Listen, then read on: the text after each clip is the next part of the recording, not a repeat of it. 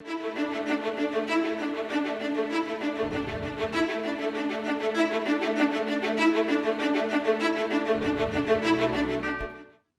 everyone. Thank you for having me today. We're very excited to talk about some of the work we've been doing around understanding differences and commonalities within the U.S. Hispanic community. So we'll talk about this a little bit at a broad level, and then we're really going to dive into a couple use cases to kind of show you how this comes to life. By way of introduction, my name is Ellen Houston, and I'm Managing Director at Civis Analytics. We're a data science, software, and consulting firm founded by Dan Wagner, who is the Chief Analytics Officer for Obama's 2012 re-election campaign. So we really take a lot of the learnings about combining survey data, big data, and really understanding people's attitudes, motivations, and perceptions from politics and bringing those to commercial clients. So we're really excited to talk a little more about that. When We Are All Human approached us about the idea of leveraging big data and new qualitative techniques to really understand this idea of Hispanic belonging, we were really excited because we see so much potential in this idea of merging not only what, but why. And so really what we're going to talk about is how we understand some of those things, both the what and why using, quote unquote, big data, as well as survey data and more person level insights. So before I keep going, I want to talk a little bit about the problem we're solving, and acknowledge that it's a really complex problem. We're talking about a population over 60 million Hispanics. We have numerous countries of origin that all come with their unique challenges, cultures, sources of pride. And we're really thinking about segmenting multi-layered facets of an individual. What is your community? What is your geography like? What are your political affiliations? What are your perceptions? And, how is your life changing? We've seen recently some of the most dramatic impact and disparate impact from COVID-19. So really, these things aren't a static moment in time thing, but it's something that you need to be thinking about and refreshing and continuing to understand over time. So what are we doing? We're building what we're calling the Human Impact Database. This is really combining a lot of things. It's an N of about 38 million US Hispanics. We're segmenting things nationally on things like what are common barriers? Is it education? Is it employment? Is it food security? We're looking more about what are some of the most common barriers people do and don't face? What is the strength of tie to the community? Are people having advocacy behaviors? Are you volunteering? Are you donating? Are you just being a good neighbor? And then, there's always standard demographics. What are some of the generational things? What are language preference? Items like that. And what we really build is at an individual level, you start to understand over 100 characteristics about a single person. We're making sure that we're CCPA and HIPAA compliant.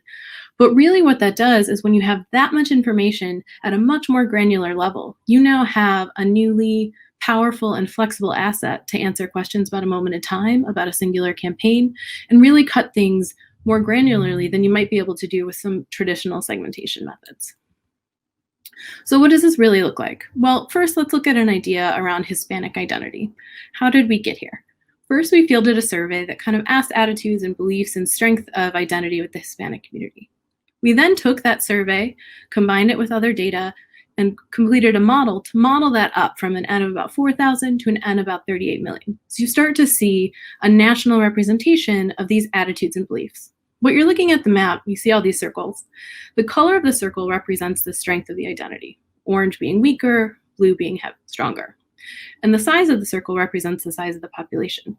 So at the national level, you start to see some insights already. You start to see geographic concentrations. For example, we see a stronger identity in the Southwest of the United States. But that doesn't really tell the whole story.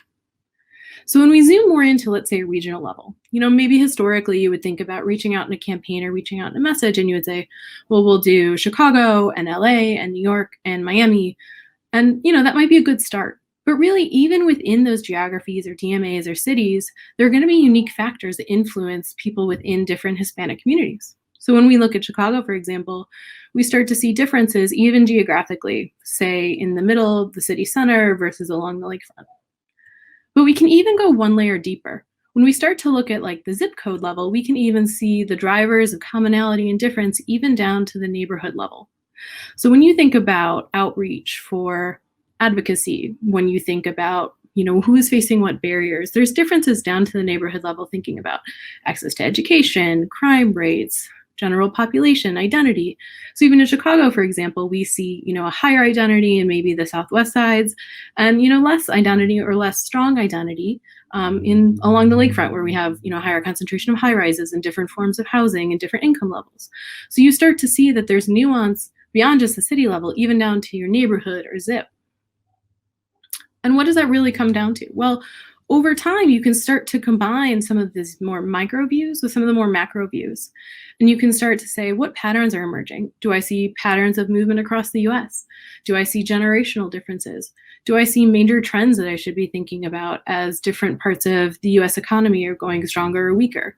We're just at the beginning phases of understanding some of this, but there's a huge amount of potential to say, are people moving? Are people staying? Are there differences in demographics within a city emerging? And you can start to see some of that change over time.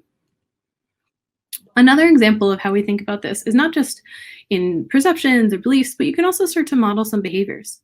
So what we looked at here, for example, is the likelihood to support a Hispanic-owned business. We took a similar approach. We fielded this in a survey, and then we modeled that up to the entire country. So that's about 38 million Hispanics.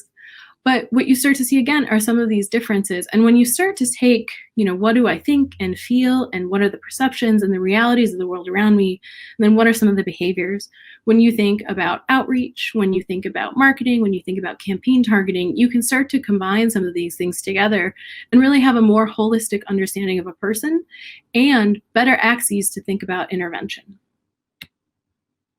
But what comes next? Once you have all of this insight, you have a really great understanding more at the person level, but how do you really use that to drive change? Well, that's really when it comes to thinking about activating some of this data. So you've got this new level of insight about motivations, ambitions, behaviors. You can think about that for enriching how you do audience planning for programmatic media. You can think about different layers of emotional resonance when you're thinking about campaign and messaging creation. You can even get down to, identifying different areas or people within communities where a different type of message is really going to resonate. Really focus on targeted growth strategies, whether you're thinking about finding new partners for advocacy, whether you're thinking about finding new consumers, whether you're thinking about driving growth for the business. You now have better insight on how you can think about activating against those ideas. And then support for programs in neighborhoods where they're needed. This idea, we only walk through two simple examples today, but this becomes immensely interesting when you start to think about combining this with even other geographically available data sources. So when you think about combining this with USDA data to understand the likelihood of access to a supermarket, so you can really focus on food insecurity. When you think about combining this with other demographically or publicly available data sources to understand crime rates, graduation rates, education opportunity, you have a whole new lens now to understand where are there underserved populations, where are there areas most in need, and how do I best reach them? And then you can also just think about, once you've narrowed in on what it is you're trying to solve and how you can measure that, you can have a much more robust metrics and measurement system set up to evaluate the successfulness of your campaigns or your programs. So really what this comes down to is stepping away from just a top-down demographic definition of someone and really understanding the differences and commonalities to move beyond stereotypes and biases and really understand people at a more profound human level. So as we said, we're very excited about the potential of the Human Impact Database. We're just getting started, but we're definitely open to working with some more folks and exploring the opportunities here. So if you have any questions or would like to learn more, please reach out to We Are All Human.